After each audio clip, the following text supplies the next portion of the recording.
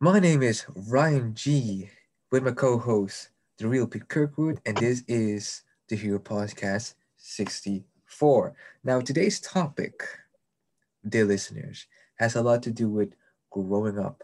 Who were our cultural heroes? Now, what I mean by cultural heroes has a lot to do with the actual culture that you take part of, be it South American, New Zealand, European, and of course, growing up. What are the heroes that you saw on TV or in your own family that made you go, "Wow, I would love to be that guy. Would love to be that woman. Would love to be this, beast of a man." Pete Kirkwood, what are your thoughts? Yeah, it's a fascinating subject because I think a lot of our evolution as people and our character and who we are as a person, as an adult, is based off who we choose to be our role models. Yeah. So at some stage, for most of us, it's going to be your parents, and then things change, and you realize that my dad isn't a mighty slayer of dragons, and so maybe I need to look elsewhere to learn how to be a mighty slayer of dragons. And when you're a young child, that's important to you. The slaying dragons in your fairy tales is much more important than accounting or taxes or something like that. So you start looking for those larger than life figures to inspire you and to breathe life into. And thinking about it, right, having to go back, we discussed, let's talk about some of our heroes growing up as we've grown up through the years, which heroes have defined our culture because it's become personal and individual. Like starting out, uh, before I really remember, my parents exposed me to TV and stuff like MacGyver. So I thought MacGyver was awesome when I was like 3, 4, 5 years old. I don't even really remember this. I just have heard the stories about me pretending to be MacGyver and go on all sorts of adventures and solve problems and things secondhand from grandparents and parents and think, oh, you were this little boy and you were doing this, this, and this. Oh, was I? Cool. But it's really interesting, Do you have any memories from like before you remember where you could see who your heroes were at that age for yourself? If I was Well, MacGyver, who were you? if I well, this is funny story of all I know the eldest of the family calling me Hanuman Baba, which means I was such a fan of this mythical monkey god, and even though I'm technically Muslim, my family is split into Jews, Christians, Buddhists, you name it. And we had a very strong connection as well with the more Hindu side of the family because we're family, we know each other, we've been friends for a long time. And it was something about those classical Indian series where you would have this old school wrestler dressing up as the monkey god, and his vibe just attracted me because his character was like this joyous uncle, and you forget that he's a dangerous being, but in the way that he approaches fighting the enemy is basically just he's destroying the enemy by humor, and only Mm. if there's a dire situation will he show his true beast. And that's the moment where you just go, "Oh shit, Hanuman's gonna go crazy." And I would pretend to be him, so much so that every you know Indian oriented or Hindu oriented, I should say, member of the family who remember me like, "Oh, wait a minute, you're Hanuman Baba." You would always come to us and see the statues and immediately just pick a stick up and try to fight a ghost. For some reason, you just have to show your strength. And isn't that especially for men? We as young kids love to show our strength. It's like Mm. so innate that, during this Lion's Den routine, We, we're yeah, so proud of our achievements. Like we're yeah, so proud of our achievements as young boys. It's like, look, I did this. First time mm-hmm, I tied my shoelaces. First mm-hmm. time I did X, Y, Z. You're exactly right. Go on. And this is also one of the things I really love about the Lion's Den rituals because, it's the showing of strength. And while doing that, I'm rediscovering this youthful enthusiasm, that youthful joy in finding out, okay, I know I'm good at this, but what more can I do? And that's very important as, the lubricant of life, the things that make life even easier. Because that's one of the quotes you learned a while back from Mm. ACD, where characters make life easy because a character is nothing more than a tool. And looking back, we as young kids already knew this innate, but as adults, you tend to think, oh, I was just pretending. Like, bro, you're pretending right now to be someone. You just have given your identity, let's say, a certain quality. You want to say something, Pete? You're exactly right, man. Like, and that thing about as we grow up, we like forget, you know, an imagination is something only for a child. Well, why? Like, do you think that anyone who built a large brand and a large company and achieved something successful on this planet did it without imagination? No way. So why is make believe only for kids? Why is it not for adults? Why are we not allowed to make believe as adults so we can make and believe new things in this world? Someone had to make believe so we could have the technology we have right here. But if someone had said, I'm using my imagination, they would have been ridiculed for it. So it's Interesting. interesting how as we grow, we get shaped out of things that come knowingly to us, right? That natural young instinct of wanting to be strong and be proud and love ourselves for who we are and what we've done and be proud of it gets somehow changed as you Well, get to an adulthood. it makes So the sense. thing that I sorry, the thing that I noticed though that was really fascinating was the character you referenced, your monkey god, is literally very like your character as an adult, where you do have that humor and you do look at life through that sense of mischief and having fun with it.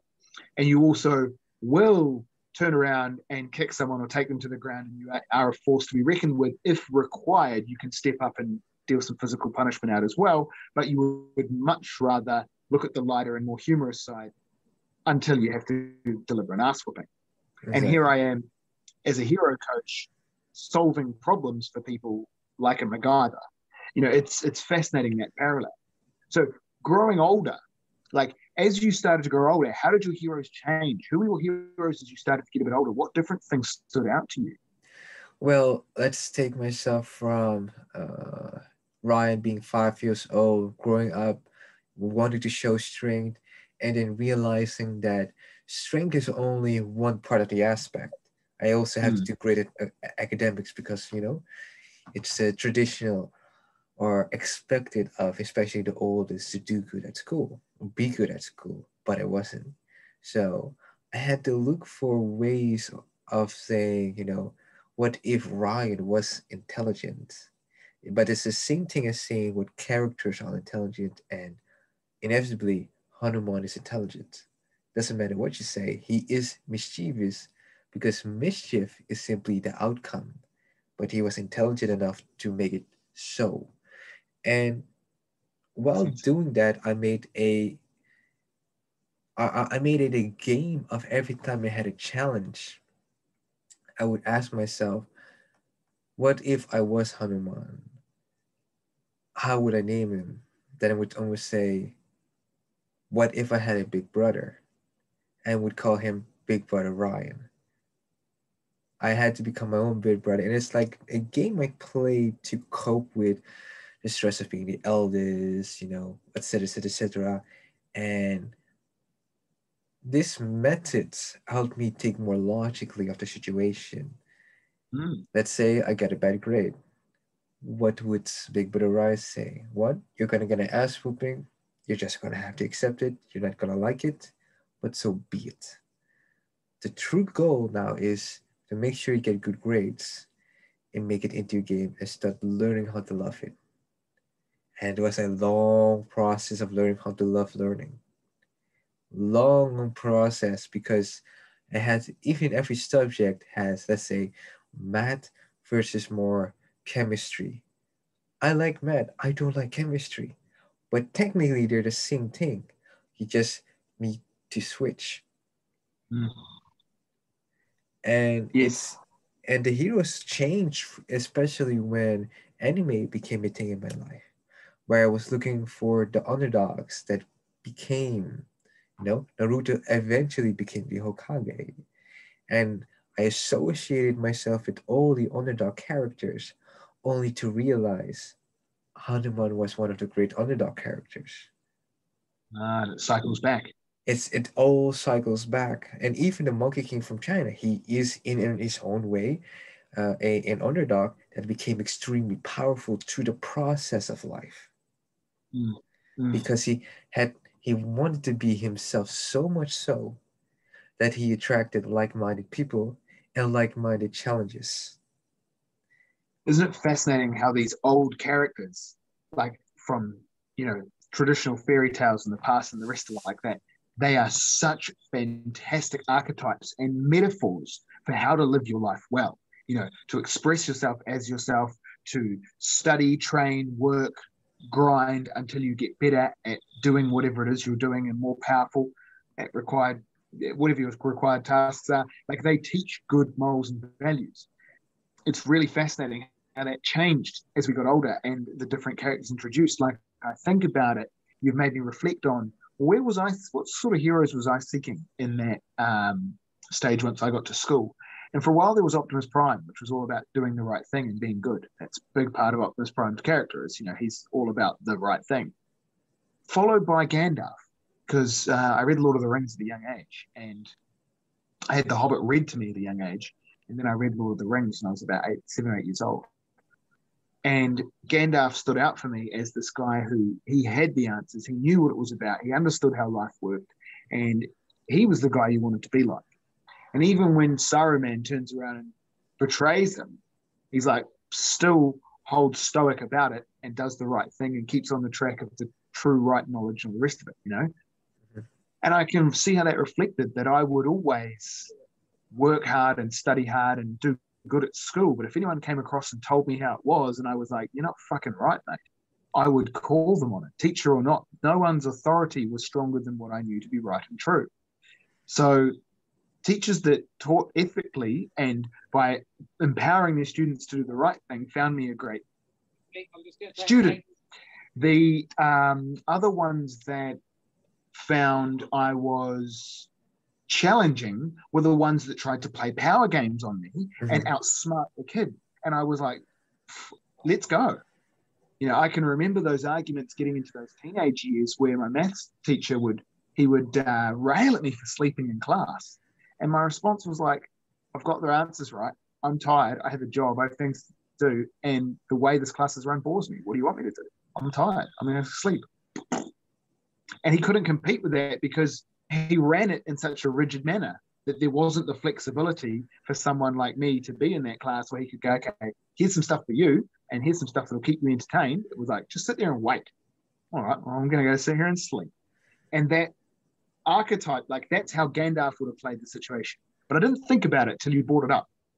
And then you mentioned about anime and stuff, and my character tastes changed again as I see how, because a big part was video games. Final Fantasy VII turned up, and it became Sid Highwind. He's that older, grizzled character. He takes no shit. He's always smoking cigars, and he's got big dreams, and he's just always about chasing them. Like, I really admire his grit. He was very, very manly for a character in Final Fantasy VII. And yeah, I can even think of negative aspects of that stereotype that he displays as well, but they're mostly played for comedy and humor. And really, when you get down to it, there's some heartfelt parts in it as well. But that just shows you how well the character is crafted, that I can think about them like a real person, even though they're not real. And those sort of, when you come into teenagehood, you start looking for those tougher, more aggressive, more masculine, fightery guys. As you start to feel the pressure of being an adult and competing against the world, that's who you sort of start to look towards. What kind of characters did you find as you became a teenager were you looking towards? Right? Absolutely Goku. Goku, good call. Goku, he's like this absolute dipshit, and he's absolutely lovable. It's like he could do no wrong, because it's not in him to do such things.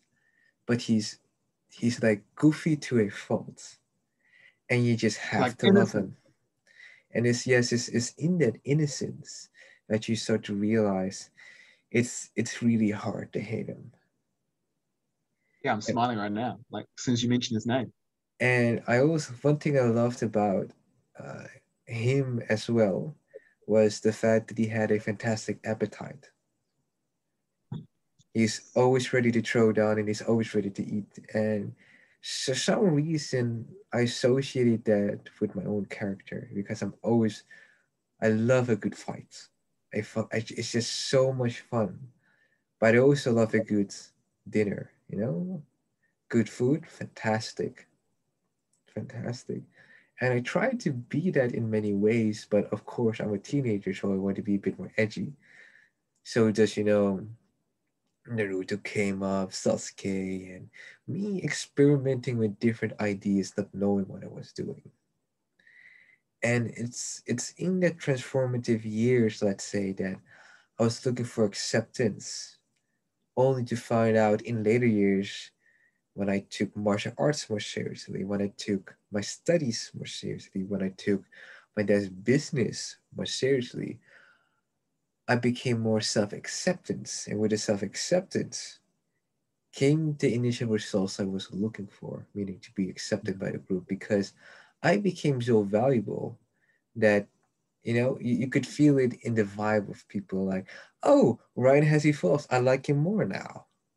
He's not that angsty motherfucking thing. No, he's an active contributor of society.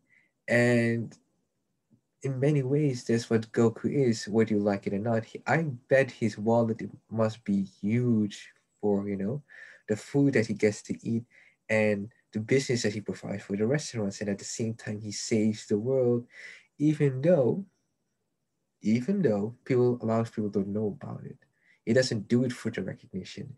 He does it because he wants to. It's just something that he does. Because it's It's the right thing. Well, I'm not sure if Goku does it per se for the right thing, and that's a shadow side of Goku as well, because Goku has to find the strongest fighter out there, and it just happens to be that it saves the world because of course, he's a good guy because he thinks he's a good guy, but there's always that fine line he walks where, and this has been a discussion on, Dragon Ball Z Super, where yes, he is protecting his own universe, but according to the other He's destroying universes, other universes in the process. yeah, he is the main villain because they all see like, oh no, this is that growing villain type. This is, if you don't defeat him in the here and the now, he's going to return as a massive problem. Well, it brings a big light to the fact that our freedom fighters are your terrorists, and your terrorists are our freedom fighters. It's that vice versa. Whose side are they on? Sort of thing to the dynamic, and it's not surprising that they introduced it later in Super, because something I always saw with I see how you resonate and identify with Goku coming from a background like the Monkey God, whereas because I came from that very sensible. Always thinking about the very sensible and logical thing to do. Goku was too silly for me. I couldn't grab onto him. I liked him and I respected him, and I could see him as a friend, but never as a role model because I was too silly. So I went for my more calculating characters, which meant I loved a lot of the villains. Necessarily their goals weren't the best, but for example, Cell just wanted to fight to be the best. He just used the threat of destroying the Earth as leverage to get people to fight him because no one wanted to. Yeah. So he was only the villain by default of his situation in that thing, is that he just wanted to, who knows, he could have been bluffing. Maybe he was never going to destroy the Earth in the first place, and he just wanted to fight somebody. But it was the charisma and the confidence, Yeah. and the strength in those characters that I really looked up to. And a lot of those bad guys, they knew they were wrong, and it was tragic, and they lost, and you really cheered for the heroes because they were evil and the rest of it. But it was magnetic, the energy that they had. You were like, damn. Yeah. And I found that really carried on as a theme, because as I got a bit older, one of the heroes that really stood out for me is a guy called Albel Knox. And this is someone most people probably wouldn't have heard of. Albel started out as he grew up in a town, in a village which was sort of mountainous, and it wasn't the best in terms of the resources provided versus the neighboring kingdom. So they focused more on their army because they sort of needed to claim some of the plains lands back. And he went into the army and he went to go for the absolute, best of the best. He held himself to a high thing. He was a proud man. He tried to become a dragon rider and he lost his arm. It was bitten off by a dragon and like charred and burned and just fucked up. So he ends up with a prosthetic and then he goes into the general militia, and his rage and his anger at that injustice of life propels him to the top, where he becomes the commander and the most feared of all of the warriors. So life seems to be on that pretty, solid trajectory. That storyline almost seems unchangeable until some random people turn up in the kingdom who start throwing things into disarray, and they're raiding this and they're doing that and they're running back and forth and they've got strange weapons and powers and things like this. And when he finally gets to confront them and catch them and have it out with them, they explain that they're from another world and there's a bigger battle going on and there's things that are more important. And he says, well, fuck this. I'm fighting for the wrong team. And he drops it and joins them. And that really resonated with me because the entire time you're playing against that character. And then there comes a part in the story where he goes, well, shit, you guys are right. Abandons his allegiance to his former homeland and says, you guys are fighting for a bigger purpose. You're fighting for a bigger picture. I'm on board with you. And it's a true moment of heroism where he actually goes back on his life, on his self, on his belief, and he acknowledges the false loyalties he had to a kingdom that was only about war. There was never any, sure, it was about survival, but it wasn't about a bigger picture. And I noticed that as I was going through those years of my life, I realized that I'd been on the wrong path. I'd been on the path of mastery of the cog. I was trying to be a perfect little cog in society. That is the trap. We get raised on these stories of this is what everyone does. This is what everyone does. And we grow up on a path of this is what everyone does. I want to be a celebrity, right? If you look towards a celebrity as a hero, everyone thinks starting a TikTok is going to make them into the next Hollywood actor. It's not true, but everyone's doing it. So everyone's got one. So the Chinese can spy on everyone. You've been tricked. You're going down the path of the normie. And that's when I realized I needed to find a different one. I don't think I found the path of the hero till I was a bit further on. But I noticed there was massive change and transition and things into the characters and the heroes I was drawn to in my later teenage, early adult years, as I was really looking to work out who the fuck I was as a person and build my life. Does that resonate with you, Ryan? Do you find that similar? Absolutely. Absolutely. I like this story of reflecting back to your life and asking yourself, I see where it went wrong now that I have a new perspective on life. And that was especially a moment for me when I moved from country to country, where I realized, wow, so a new culture, I'm going to stay here for at least a few years. What am I facing? And looking back from where I am now, I realized I went back to a social butterfly character, which evidently is the Goku, which evidently is in many ways Hanuman. And it's funny how that has become such a baseline character for me. It has, not only protected me, but has supported me in my own hero journey. And it is in reflection that we learn.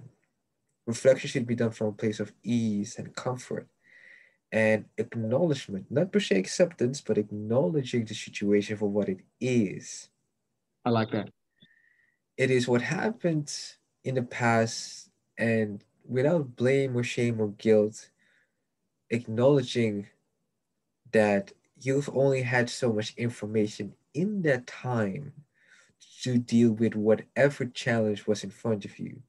Now that you know better, Of course, you can change the outcome. Hell, and we've learned through, NLP and meditation and health, even visualization, that your memory in and of itself is a fantasy, and we can always change the outcome, knowing what we know, True. because the true power lies in what you vibe with. And I vibe with being not only, a valuable cog in the system or being extremely competitive. No, let's look at the bigger picture. It only takes one person to create a new paradigm, and that person starts with you. If you can change you, now as Gandhi said, the change you want to be in the world has to be with you first. Absolutely.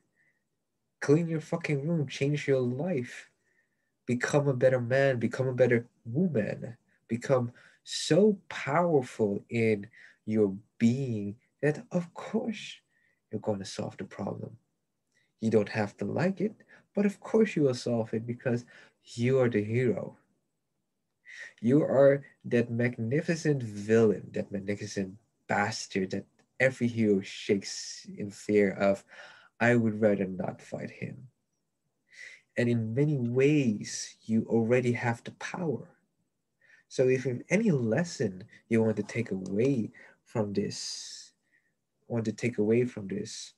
is use your imagination. Go back to what made you so proud to be a young man, a young boy, and listen back to the stories your elders told you about it. My case would be extremely mischievous and would always show my strength. Always try to find a way to show off, in many ways, my theater skills and use it to prove a point. Pete, what are your ending notes? Well, you say about showing off those skills and proving a point, and I really resonate because as I'm reflecting on the way you're putting it across, I see that there's one hero in particular whose story has really captured me and the way that I think about the world ever since. When I first heard about this, it's a series and 2 seasons, 12 episodes apiece, 12 hours of watching times two, 24 hours of watching. I sat down and I watched the first 12 back to back. And then I went to sleep. I got up and I watched the next 12 back to back. I was that hooked. And for the next 12, I actually didn't get out of the chair for the full 12 hours. I just clicked next and watched all of it. Now, the character that jumps to mind is Lelouch Lamparus from Code Geass. Ah, yeah. And it's the empire builder archetype. And he literally has the hero's journey to build an empire and save the world. Although it's painted from a more politically realistic perspective than many hero stories. Let's put it that way. Yeah. There's a lot of truth and with human psychology and behavior that resonates from that. And in the way that I see the culture of masculinity and heroism and men standing up and being men, and even women standing up and being women, I see it disappearing. And I realize that it needs to be changed on a worldwide basis. The culture needs to be propped up. It's been attacked and satirized for so many years that nobody knows what a good man or a good woman is anymore. It's fucking fallen apart. I could soapbox on this for half an hour, but we're wrapping up, so I won't. I'll just point out that those heroes and archetypes stand out to all of us for a reason. And there's a lot of work we can do with them. Literally, what I've found in my character calls that I've been doing with people is it's helped people change their lives, massively accelerate their growth and their progress by looking into it in a way they hadn't before. Beyond that, I can't explain. That's all I can say, is it's a way you haven't previously looked at it, and it will massively accelerate your growth. And that's why I do these calls. Every single one has been a success. Every single one. You had one yourself. Agree? Yes, I had one powerful coaching call with you where I realized, wait a minute, in many ways, I'm like this hidden master on his path to become a puppeteer, on his path to become a chess player, on his path to become this guild master, because that's the ultimate form of the assassin archetype. A Correct. lot of people don't know what I'm capable of, and that's what I like. It's a Jackie Chan character where he's an absolute goofball, but if the situation calls for it, you will see what else he can do. And I always that's the reason why I like Jackie Chan. He's like the perfect, monkey god. He is the perfect monkey god. And I think that you really just nailed it right then, Brian, with you lifted the lid off your character. And people who might not know you super well just kind of went, holy fuck, that guy's actually, whoa. Because you sort of just flared those muscles and flexed them a little bit, just casually in the way that you use certain language that people go, fuck, he's someone to take seriously. You did take the lid off and in a way evolve that archetype and show a little bit behind the powerful assassin and what they can do. That's fascinating, brother. Excellent. Thank you. I think that's a great thing to end up on. This has been the Hero Podcast 64 with my co-host, the real Pete Kirkwood. If you have any questions on the hero archetype, be it man or woman, or whatever, and you want to see change in your life and have practical suggestions, advice, and an actual plan to become the better man, the better woman, take up contact with Pete Kirkwood. Should you be interested in business optimization in any way, I do that. My name is Ryan G from the list. Pete, the real Pete Kirkwood from New Zealand, signing out. And of course, may your life never be the same. Good morning.